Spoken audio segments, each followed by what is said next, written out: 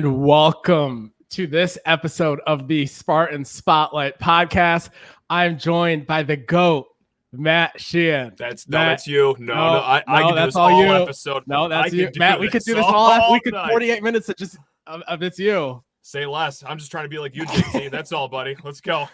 Fine, I will concede. We have a lot of Michigan to talk about, a lot of Iowa to talk about.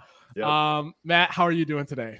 Sensational. I just, the team's coming hot off of a win as 5.5-point underdogs. And would you look at that? What's the spread this weekend, JT? Is that another 5.5 number? Yeah. Those dogs are dogs in? Okay, well, let's see what happens. I can't wait to find this out. Let's go. Yeah. Appreciate everybody joining us. And if anyone missed the message on Twitter, kind of when I relaunched this, not going to be bothering Matt on a consistent basis. Instead, we'll be bothering him on a sporadic basis going forward. Taking this a little bit back to kind of a solo concept, but a guest every week. We'll let Matt have some peace and quiet, even though he'll still be doing Locked On 5 days a week. So there's not much peace and quiet there, but whatever little bit we can do to add some calmness there. Thanks. But yeah, no, I'm in this closet anyway, so I'm just hanging out anyway. So if you ever just need to call me, I'll answer. Sounds good. But I'm gonna get back to some interviews with coaches and stuff like that. Maybe it wouldn't be once a week for every single week of the month. Maybe it'll be more so when there's pressing matters at hand. So kind of we'll just play by ear. But I wanted to get this relaunched, get this kind of just as an active podcast feed and go from there. But had to have Matt back for the first episode. Didn't need rumors. Rumors of our demise or a falling out. So we had to get Matt back here. I had to Venmo him $2,000 to put on a face and act like we're still good. And that is true. So there was a demise. There was one. And then when the Venmo hits, it's like, okay, fine, I'll hop on for an hour. Why not? Yeah. After all the Little Caesar standing, I was like, this is it. This is it. This is the end of our relationship. So I understand. No, thanks for having me on. And I think it's good that I'm first because you can only go up from here. Whether it's coach, players, random fans, leave yourself room for improvement. So I'm happy to bat first here. Bet lead off. No, I had a hard time getting people to come on the subsequent episodes because of the reason they didn't want to follow up your performance. That's just more line. Okay. Okay. So Matt, the Iowa game. That's what we'll start with there. We'll talk about the game a little bit. Then we'll talk about the recruits that were there. Then we'll transition to Michigan. Yeah. In every way, shape, or form, that is not how I thought that game would go, even though I thought that Michigan State would win that game. I wrote in my pregame prediction that it would be Michigan State 24, Iowa 20. And I said it would be similar to the Maryland game where Michigan State would win despite chaotic offense, where maybe it'll be a Childs 2-touchdown, 3-interception kind of a game, but He'll make enough long, deep throws, enough shots, just enough injections in the offense in order to win. I was way wrong on everything I said, other than, I guess, the fact that Michigan State won. How did you originally anticipate the game would go? I am right with you, man. Even during the offseason, I said, you know what, for whether it was great reasons or just vibes alone, I thought MSU was going to win this game off a bye, homecoming. But story time with Matt right now. I remember back in high school, I wasn't the strongest math student. I remember seeing a problem. And I knew what the answer was, but I had a very hard time of explaining my work. So it was a weird class where if you had the correct answer, it didn't matter if you showed work in the wrong way, you'd actually get docked points, even though the answer was correct. That's how I felt watching that game on Saturday because I thought we were going to win, but I couldn't show my work for the life of me. I didn't expect MSU to have their best run game of the season against that Iowa defense. I did not expect MSU to go the whole night without seeing the punter, Ryan Eckley. And then on the other flip side, too, Caleb Johnson, up and down on my show, Locked On Spartans, I said I got aggressive with it, JT. I said Caleb Johnson might be the best Big Ten running back I've seen since our guy Kenneth Walker. And yes, he did pop that 75-yard runoff. So what Caleb Johnson does, but by and large, outside of that, they kept him at home, man. So that was a marvelous performance and one that was just, albeit shocking. The only thing that I really got right was that they should use Aiden Child's legs more designed runs for him, and they certainly did that, and it helped. But outside of that, wow, that was a little off the mark there. But correct answer is all we got. Yeah. Caleb Johnson was the nation's number 2 running back coming into this game. Never in a million years would I have thought that he wouldn't have had a single successful run by measures of kind of the advanced analytics until his fourth quarter, right? The 75-yard touchdown run. And just absolutely insane. But equally as insane, Matt, Michigan State, They came into this game, as the shirt says for the video listing, Pound the Rock. They went ahead against the Phil Parker defense with Aaron Graves at defensive tackle and Jay Higgins at linebacker, and they ran that ball, and they ran it, and then they ran it again, and they had 200 yards of rushing against an Iowa defense. And Matt, this defense, I think they were number 2 nationally in S&P Plus. This is not, I know it might not have the typical Iowa defensive charm where it single-handedly carries them all the way to Indianapolis, but this is a very, very good defense still nationally. And the fact that they still have a lot of NFL talent, the 2 guys I mentioned, that are looking at Xavier and Nwangpa at safety. I know they kept showing Sebastian Castro, I believe. Yes. Yes. Right, yeah. All broadcast long, but they still had a lot of competent DBs over there. One of them, I guess, was not John Nestor, based on how we saw Nick Marsh and those guys kind of cross them up, but they still had a lot of competent DBs over there on that field. And you hit on a great point there. The Child's run game, that is what allowed a lot of this to open up, because once he pulled a couple on the read option, they were not able to crash the interior, and it gave a lot of one-on-one matchups to the interior offense linemen, and they did their job. They held their own. Even Brandon Baldwin, who hasn't had a great season this year, moving into right guard, he was, I would say, even more than serviceable this game. Yes, I think that he'd grow so much, and just the whole offensive line too. Like, that was marvelous work by Jim Maholchek, offensive line coach. Because all right, what can they do during the bye week? I think it's kind of like over dramatized what a bye week you can and cannot do. So I thought it's not going to look much different. You're going to get some guys healthy, but that's it. They looked like they took a 2-month bye week with how much leaps and bounds they took in the zone running game. I mean, Brandon Baldwin specifically, I was keying in on him on a few plays, rewatching the game the other day, and he was doing so good at, initial block, getting up to the next level. And God, the first few weeks were just mired in missed blocks, not just from Brandon, but just it was all out of sync, which you can understand that the first year under a new coaching and offensive scheme. But that's a long way of saying that the offensive line, very well coached and very receptive to the coaching clearly over the bye week. That was a home run by them. Matt, I would go even further. Not just a 2-month bye week. This is how I thought the offense line would play maybe 2 years from now. Like, in their process, at no point were they supposed to have a game like this against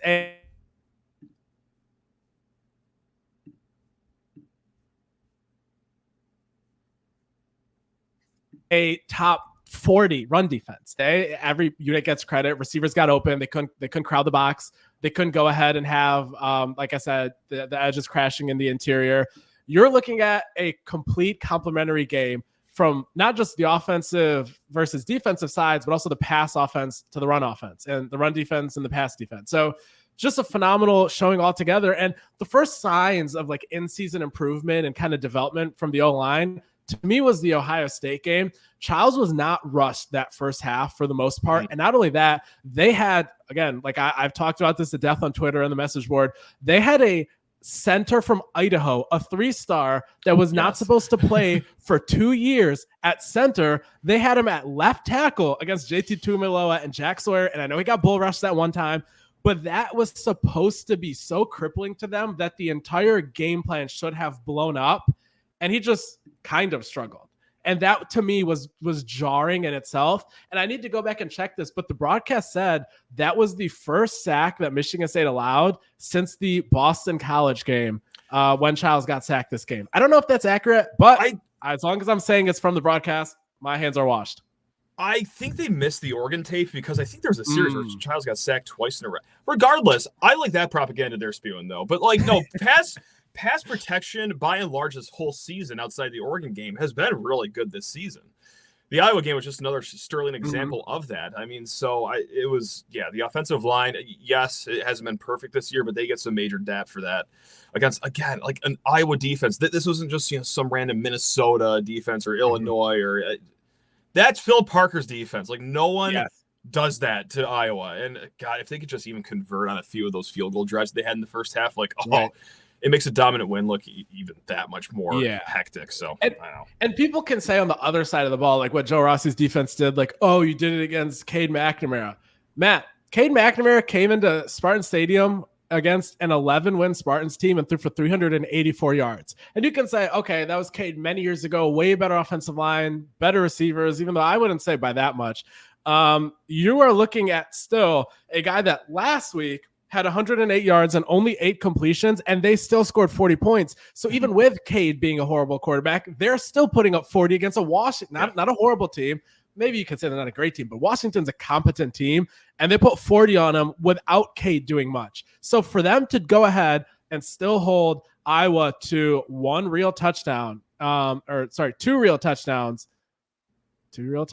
Yes, Iowa had 2 real touchdown drives, and then they had the Caleb Johnson run. So yeah, okay, still shutout in the first half. No matter how I'm missing the recollection in the second half, that is an unreal feat. And as the broadcast said, that was the least yards Michigan State has allowed in a half since 2019. That is objectively the best half that Michigan State has had as a defense in 5 years, and they have played much worse offenses than an offense that has the number 2 rusher in the NCAA, no matter how you want to look at the receivers and the quarterback and all that. And Luke Lachey, I know he hasn't been killing it in the receiving game. He is one of the more dangerous tight ends that on a given day could be killing it. He did not. So hats off to Joe Rossi. I had reservations when they hired him as to how he would do against the Ohio States and Oregons of the world, but I had no reservations as to how he would do against the non-elite teams. And he has shown that part is validated and then some. And I don't even think they did that horrible against Oregon and Ohio State. It was just, tough with those guys, and it's year one, but couldn't be happy with it. Yeah, and the whole defense, I mean, because one of my concerns going into this game is, you just got to shut the run down. You just got to slow Caleb Johnson down. What is he very good at, amongst many other things, is forcing missed tackles. Like, he can make you look silly. Mm-hmm. And Michigan State, going into that game against Ohio State and Oregon, combining those 2 games, they missed 35 tackles. Like, it was atrocious. I understand Ohio State and Oregon they're a little better talent-wise than MSU, I would say. I think I'm going on a limb there. But that was still concerning, no matter who you were playing against. JT, do you know how many missed tackles they had against Iowa this game? Let me guess. 4, 3, 6? 3. It was just 3. Isn't that amazing? Crazy. Like, even if that's against Prairie View A&M, that is outstanding. But that's one of the better running backs in the country right there. So yeah, just the whole defense, of course, round of applause for them. Yeah, and the thing with Caleb Johnson, I don't know how the stats have gone the last 2 weeks in this regard, but I remember Chris Hummer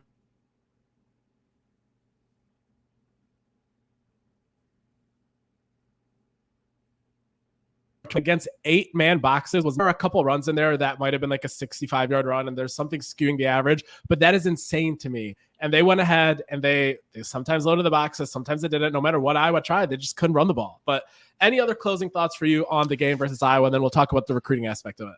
Let's just go straight into recruiting, because I feel like we're going to swing back to the Iowa game when we talk about Michigan, because there might be a lot of parallels there. We'll see, though. Very true. So I'm sure you guys over at Rivals at Spartans Illustrated had some takeaways as well, but I have some of the articles pulled up from our coverage here. Alan True talked to Elijah Dotson, who obviously the talk of this week. He is the Pitt commit that took the visit to Michigan State. He's the 2025 Belleville 4-star corner, now the number 2 player in the state of Michigan, according to 24/7. He talked about how he's going to most likely take an official visit based on the fact that he's liked what he saw this weekend. So that's something that MSU fans could look forward to in December. He gave this quote to our team. I had a great visit, so we plan to go back for an official visit. It was a great experience watching the game. The fans had some of the best energy I've ever seen. They showed me everything that I need to see throughout the visit. I have built a great relationship with both head coach Jonathan Smith and DB's coach Demetrius Martin. I love the transparency with them. They just made it clear they want me bad. They definitely will remain a factor going forward. That's all that you kind of needed to hear from him this week. He had told Stephen Brooks on Friday that this visit will depend how much he considers MSU going forward. There was never going to be a flip on the visit, and he basically said that they will remain a factor going forward. Not bad. I do like the mention of the atmosphere at Spartan Stadium, and I'm not going to negative recruit. I'm above that, JT, so I'm not even going to mention, of course, Spartan Stadium rocking on homecoming. Looks a little different than Pitt with like a third full Acrisure Stadium, however you pronounce the company's name. Sorry to Spartan alum Greg Williams there. But of course the atmosphere looks a little better than life at Pitt. But yeah, that's just as well as you could ace a test right there, especially, saying that he wasn't going to flip. But hey, got a second date coming up. This one's more official. So look at us cook. Oh, definitely. And speaking of the atmosphere, I want to read a quote from Nick Abrams. He's a 2026 linebacker from Owings Mills, Maryland, has a Texas A&M offer, a Penn State offer.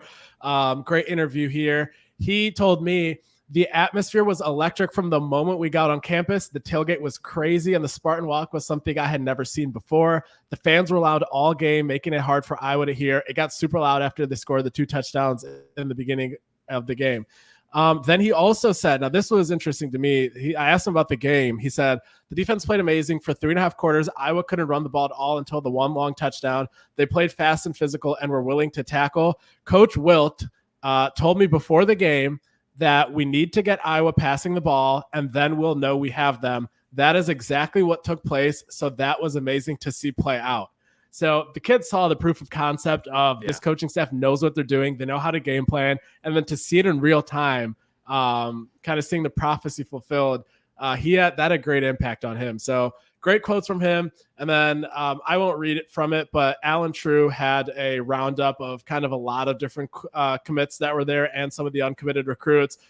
Great stuff along the same lines as well. But Matt, when is the last time that you remember that Michigan State won a game where recruits were in attendance? It felt like it was a turning point for recruiting momentum going forward, that it felt like this. When's the last time a game felt like this that you think could have possible recruiting implications? Am I out of line? Am I just like too in the hate week moment right now to say, is it just the 2021 Michigan game? Like, yes. Is that the easy answer? Yeah. That is what my answer would be. I think maybe you can say the Peach Bowl itself, but that was an in-between time where it was pretty much like it was after signing day and it was all the way in the beginning of the following cycle. So like it was way too early for the rising juniors, but it was after this. So like that would probably be like the biggest perception builder where Michigan State got that mountaintop and hit that 11-win mark. But in terms of like, okay, you got 2 months, see if you can flip an Elijah Dotson, see if you can go ahead and get some of these other kids in the fold that you're trying to recruit. Maybe an Elijah Burris who's committed to Notre Dame. And maybe you can get him to come to a game in November now because of this. So I think there's enough time here for them to turn this into positive momentum without also needing to go ahead and land a ton of guys, because they have the foundation of like, they want to get maybe like 6 more guys here in the fold and then maybe crush the portal again with some low drama guys like a Kayron Lynch Adams, a Wayne Matthews, the guys that you don't need to get into bidding wars, but guys that are going to come in and be solid contributors. There's no reason they can't replicate that over and over again. And that should get you a 10-win team next year. And then off through the races from there with the 4 stars after that, maybe. So I guess I'm just rambling here, but like any other kind of recruiting observations from you here with this win versus Iowa? Just with the Burris stuff with Notre Dame, of course. He's receiver, right? I'm thinking of the right kid. Yes.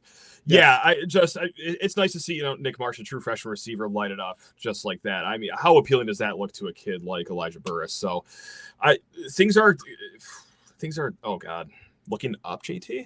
Yes. I don't want to get excited like the first sign of like a great win, but like we're smiling again in the fall, JT. I think things are actually looking up for MSU. Look at us go. And we'll talk about the ceiling after we talk about the Michigan game here, but I don't think there's any reason to assume, at least at press time, that they won't continue to look up.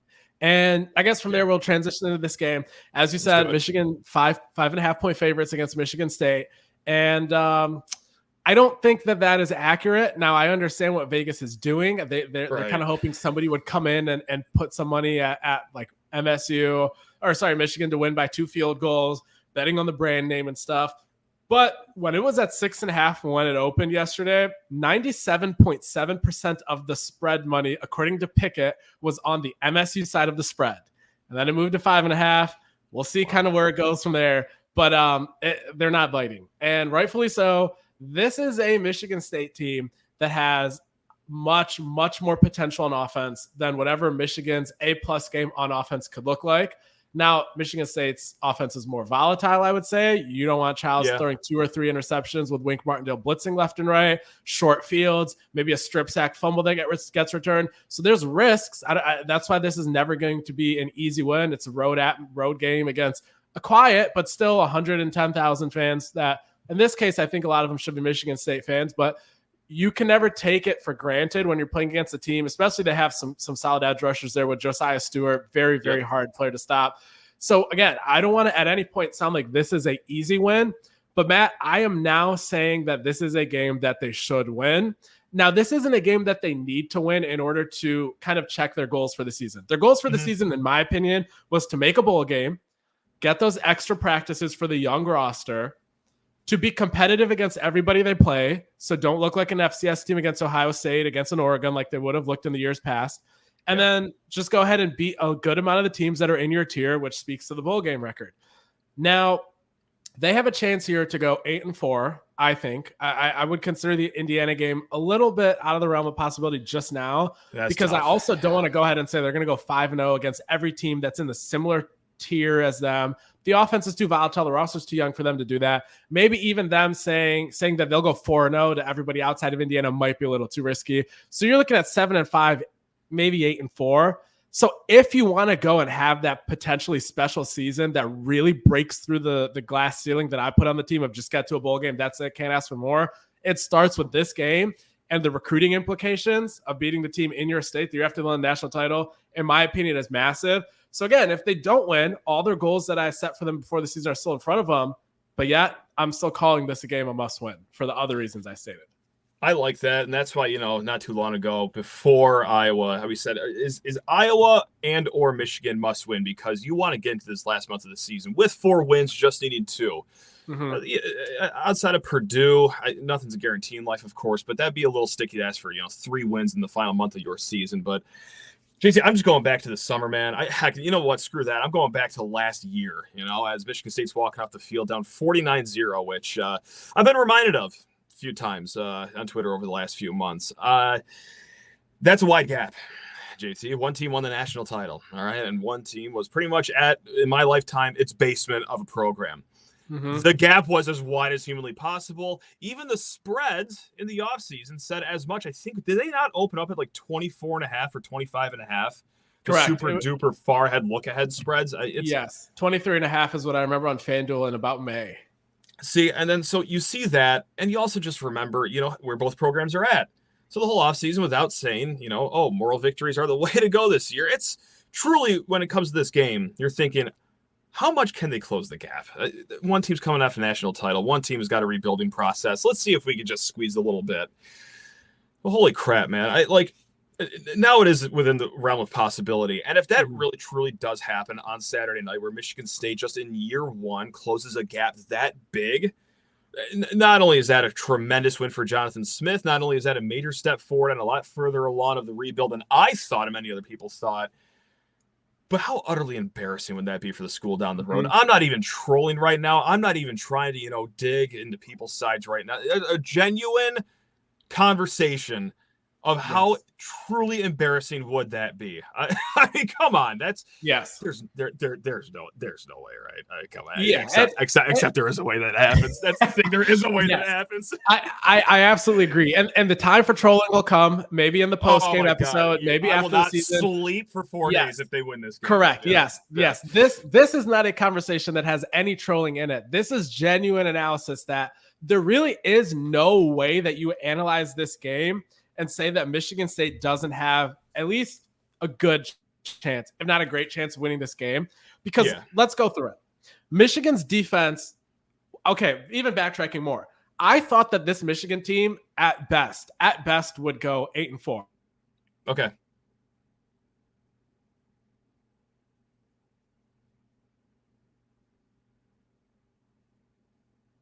I thought they would not be able to compete with Texas, Oregon, or having kind of like a scare, like a Rutgers or an Illinois or an Indiana coming in. They never lost any of those games. So I was thinking regression to the mean. Harbaugh's gone, new coach, luck might turn. So I had him at 8-4. Then the second that I saw the way that their defense looked, which was not on my bingo card against even like, let's say Fresno State or an Arkansas State, forget a Texas, suddenly I'm like, okay, this is like a 7-5 team. It's like a 3-9 offense and maybe a 9-3 defense, instead of an 11-1 kind of a defense. And suddenly I started to look around thinking, all right, they'll probably make a bowl, but this is not an impressive enough of a defense to keep this offense afloat. And that offense is exactly the way that I thought it would look, except I thought they'd do a little better with Orji in there in the run game. And I thought he'd maybe make at least 2 or 3 forward passes a half. That was not the case. But generally, this is how dysfunctional I thought their offense would be. But their defense is what gives an opportunity for Michigan State this weekend to go ahead. And if you score 24 points, let alone 31 or something like that, I see no realm of possibility where, unless you have pick sixes or strip sacks that get returned, I don't see how Michigan keeps up with that. And then you consider the fact that Michigan doesn't have receivers this year. Mm-hmm. We thought, okay, Roman Wilson's a little overrated. Cornelius Johnson, like, I don't know what he'll do in the NFL. These guys are tiers below what they had last year. Their quarterback, forget tiers. There's not even a word, stratosphere. Galaxies. Away from what J.J. McCarthy was. Yeah. Donovan Edwards is not in the same realm of even Khalil Mullings, let alone Blake Corum. Colson Loveland's a great player. I hope somebody takes him high and ignores how bad the quarterback play is, and I think he'll do well in the NFL. But, like, there is no realm of possibility that I can see Michigan scoring 31 points in. And you tell me, Matt, if Michigan State plays the way they did against Iowa and Childs maybe has one INT-worthy throw like he did last game, he had 0 against Oregon, maybe 2 INT-worthy throws, Michigan State can score 24, 27 points in this game. Or am I crazy? I don't think you are crazy. Like, I think it's just what we just saw last Saturday. It's going to be a race to 20 points. And there is a lack of firepower over there in that Michigan offense, no matter who they're starting, whether it's the savior Davis Warren, the savior Alex Orji, or the savior Jack Tuttle. I haven't seen it from them. And yes, the receiver core is shocking how much of a drop off there was last year. And not like there are any like Biletnikoff winners last year, but my goodness gracious, you're better off knocking on frat doors this week and seeing if anyone is taller than 6'2" and can run anything close to a 5-second 40-yard dash. It's bad with the skill position players, shockingly. So if first team to 20, I think wins this game. Just strange. This is exactly what Iowa kind of is from a composition standpoint, as you alluded to earlier about the similarities there. Except Caleb Johnson is faster than Khalil Mullings. Yeah. Caleb Johnson is one of those guys where he sees an ounce of daylight at the second level where the linebacker play is shaky, and he will hit a second, third, and fourth gear, and he will run past every single person that has an angle. Mullings is a stronger running back who, as we saw in the USC game, can still go the distance, but it's by running through arm tackles. Yeah. And that gives you a split second to kind of get there and gang tackle and kind of rally. So as much of a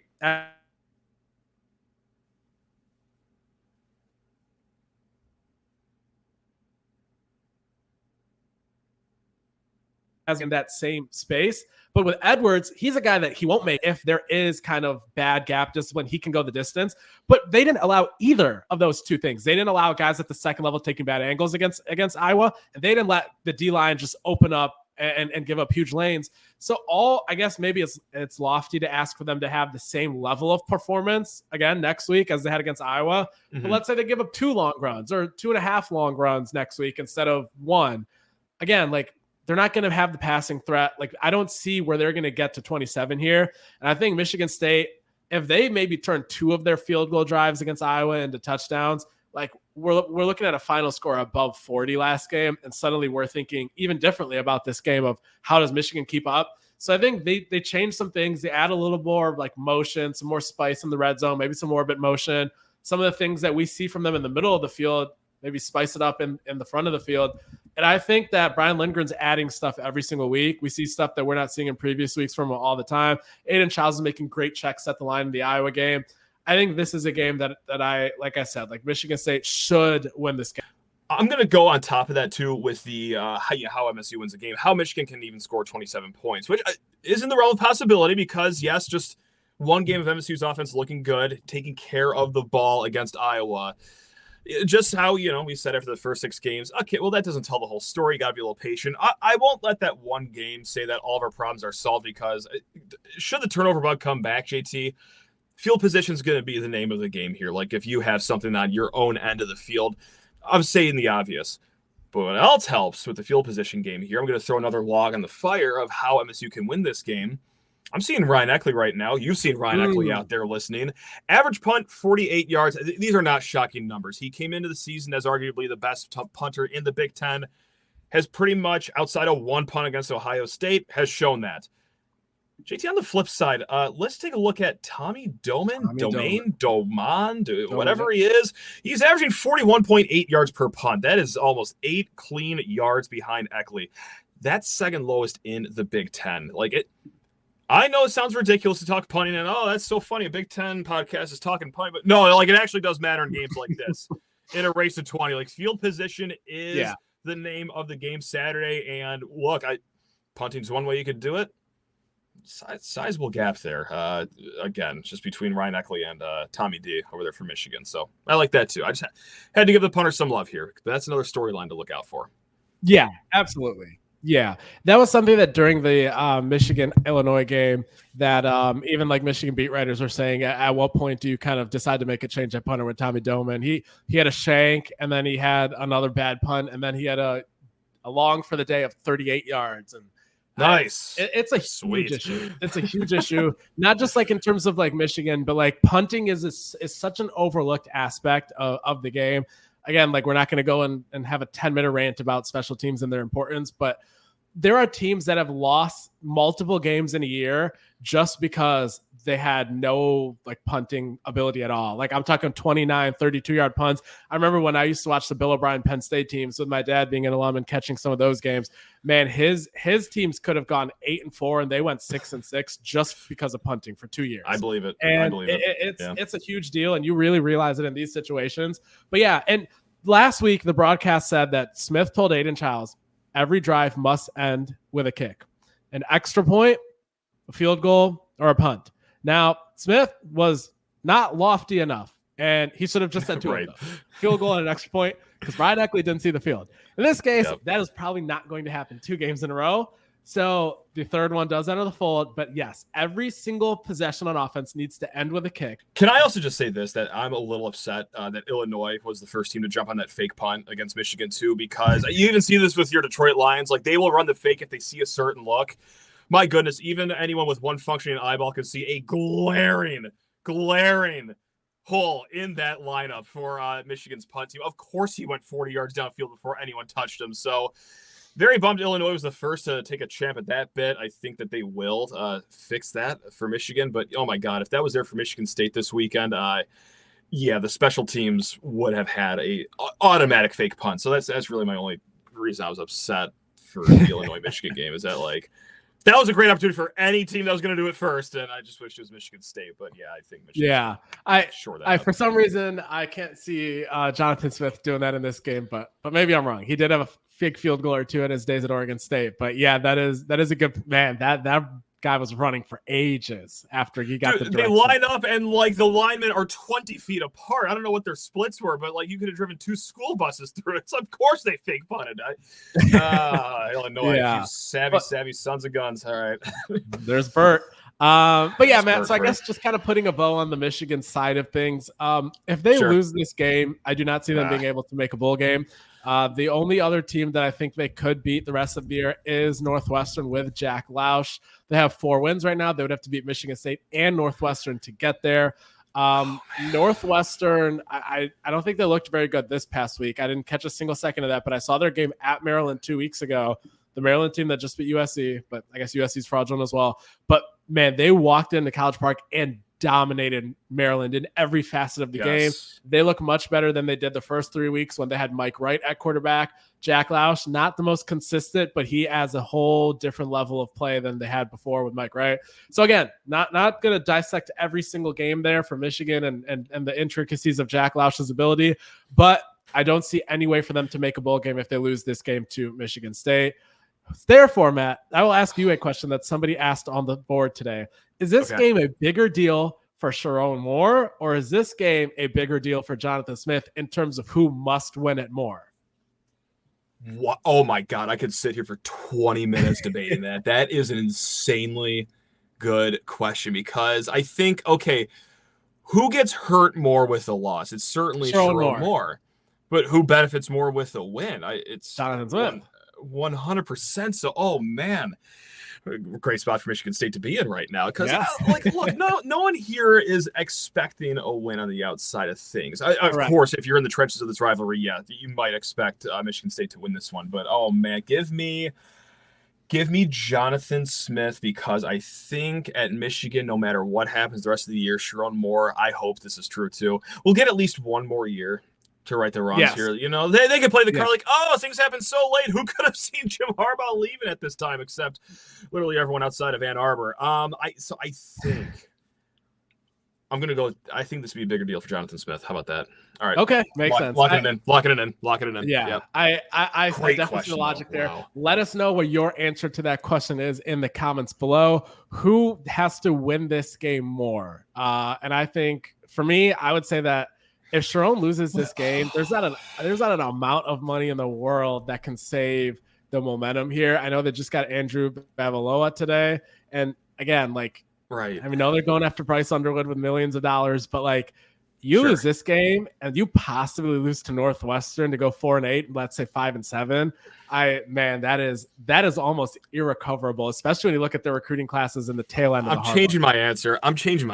I think because now I'm going back to like, when is the last time a national champion missed a bowl game?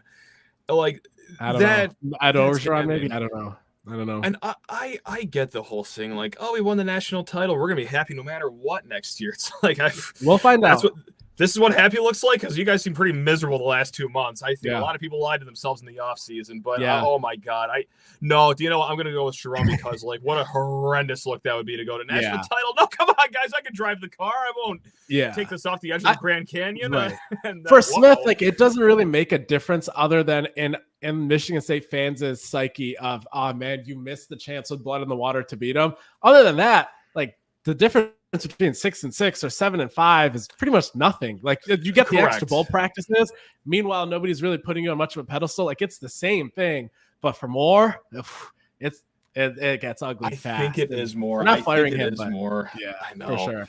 And I guess just talking about for a minute here, the ceiling that Michigan State has for the rest of the year. We already talked about this when we were talking about the MSU Iowa game, but again, like, I don't see them beating Indiana. I know that Indiana hasn't played anybody with a pulse, and I agree with that, but it doesn't matter. Like, you're destroying teams and you don't have a single weakness on tape in any facet of the game. And Rourke is a great quarterback. I know he injured his thumb, and they're going to have Taven Jackson play this game. But like, even Taven Jackson looked good in mop-up duty last week, way better than he ever looked last year in any capacity. I don't care what the score is. I don't care who the opponent is. There's just something about this team and how they're rolling right now. So let's just say pessimistically, if you want to call it, that wins off the table.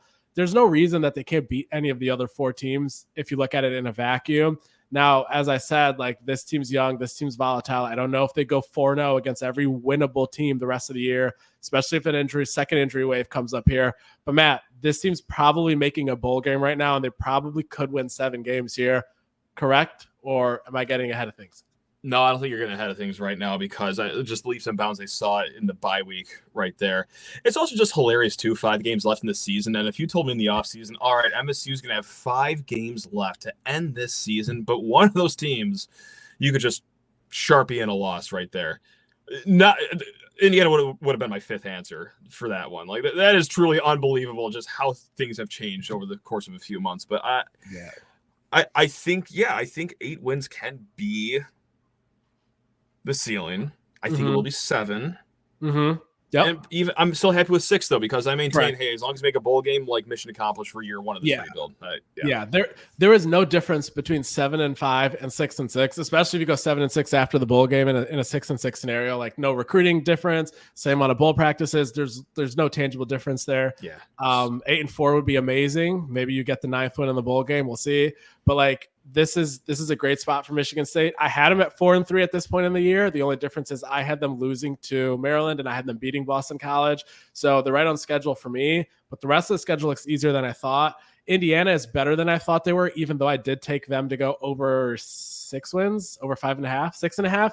Either way, I knew that their schedule would be a cakewalk, and I knew that you're basically taking the best team in the Sun Belt and giving them a traditional Big Ten West style schedule. So I thought they'd walk to 7+ wins. I didn't think they would do it with this dominating fashion. Rutgers is the opposite. I took them over 6 wins exactly. So I had the push insurance. I don't feel good about that right now either way. No. But I thought that they would struggle through. They'd get their 7 wins. I thought maybe they'd go 8-4 just because of who they play, but that they wouldn't look good. And they're looking even worse than that.